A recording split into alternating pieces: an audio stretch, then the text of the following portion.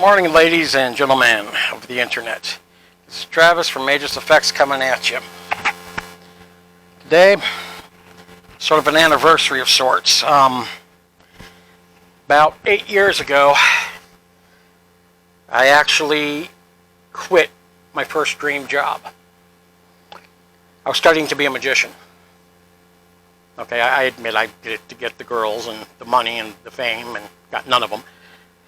But the main reason I quit was because my mentor, the great Ravioli, died. Well, can't really say died, more disappeared. I should explain. The great Ravioli loved to do charity work and absolutely loved dazzling kids. Being his apprentice, as it were, I was helping him with a show in Phoenix, and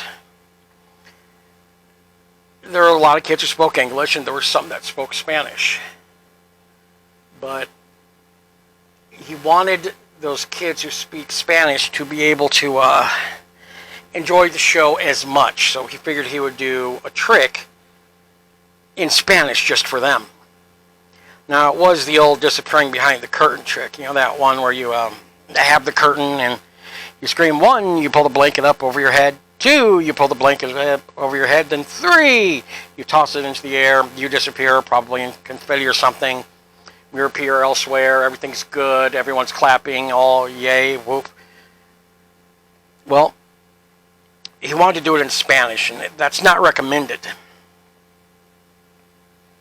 He did all the explaining and stuff, and I admit I am not fluent in Spanish, so I don't know exactly what he said.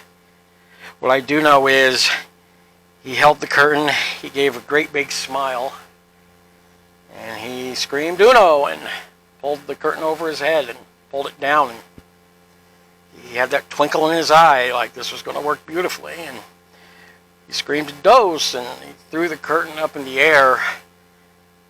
And then it fell to the ground and he was gone. He disappeared without a trace. Still traumatizes me to that day. But I did learn many things, and one is card manipulation. So I figured I'd show you one of the best tricks I know in honor of him. So we need to use a new deck. I would say this is a new deck right out of the box. It's not. But it is in order how it would be when it comes out of the box. Now, generally, I would say, see, there's nothing strange. It's a completely normal deck. Unfortunately, whenever a magician tells you that it's a completely normal thing and there's nothing wrong with it, they are lying. But I'm not a magician anymore, so I'm telling the truth. This is just a complete standard issue deck. You do not need the jokers, just like you don't need jokers when you're playing cards, because, well, they're never that funny as they think they are. So, this has a little bit of a history lesson behind it. In the Wild West, very, very crazy time. I mean, lawless would not even describe it. But people are generally asked, why was Billy the Kid the fastest gun in the West? Everybody has their answers, but the truth is he cheated at cards. That led to many gunfights. One of the most amazing times was when he was in Deadwood, South Dakota. There's a little bar about halfway down the street called Saloon Number 10. I recommend visiting sometime. It is a really, really cool bar. It still exists today. But Billy the Kid walked in there one day. And he sees 6 men playing cards, and he comes on over with his wonderful smile and cocky grin. And he goes, "Gentlemen, I see you're all playing cards. Mind if I step in?"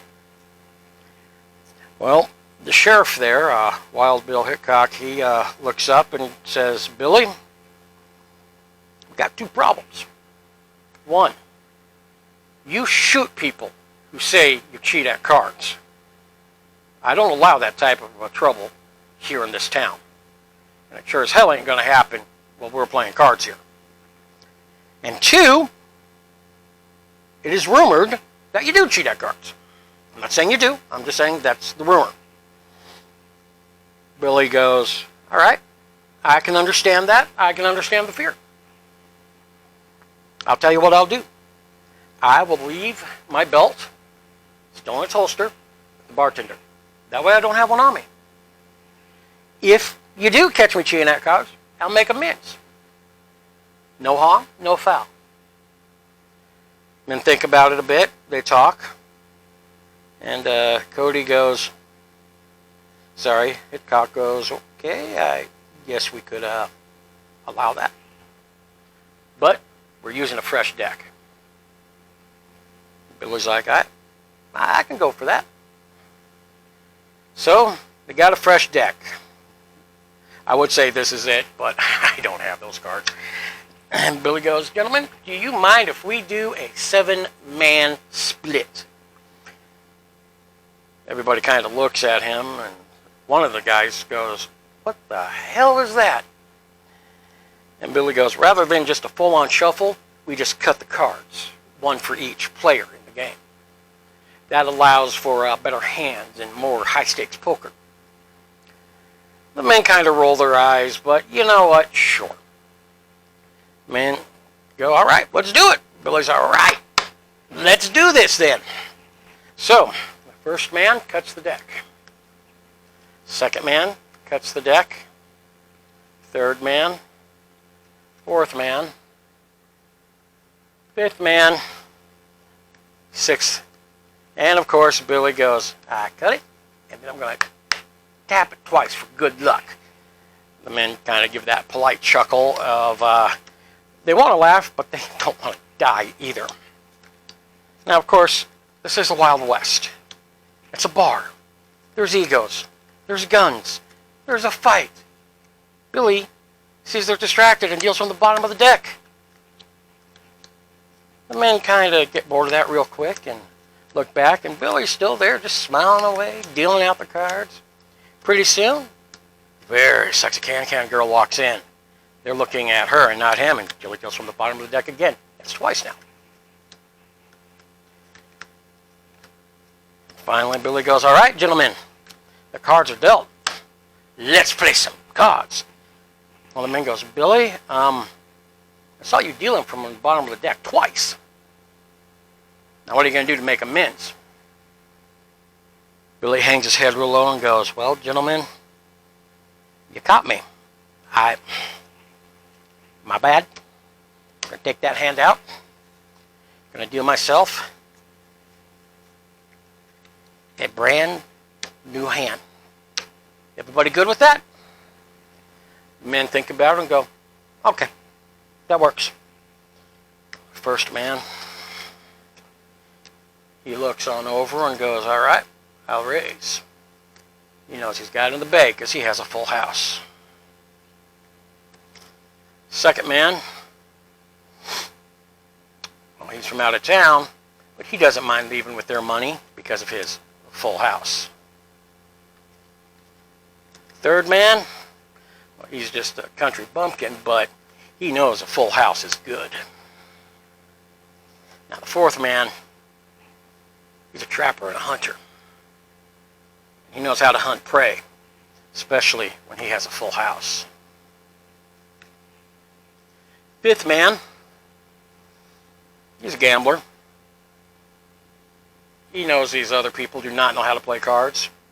And he knows he's going to win because he has a full house. Now, old Sheriff Wild Bill, he's looking at this and going, that ain't bad. But unfortunately, he got the hand of aces and eights. Look it up. It's not good.